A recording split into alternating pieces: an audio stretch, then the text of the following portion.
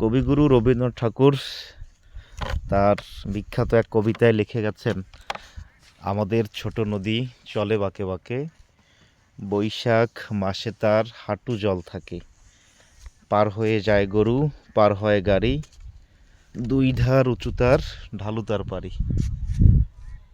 বৈশাখ মাস আসার এখনো অনেক দেরি, এর মধ্যেই আমাদের বিখ্যাত সুপরিচিত দেওনাই নদীর পানি হাঁটুরও নিচে নেমে গেছে। তবে এই পানি খুবই সুন্দর, শুভ্র, সতেজ, কাদামাখা পানির অস্তিত্ব এখানে নেই। খুবই ভালো একটা পানি। আর শীতের এই দিনে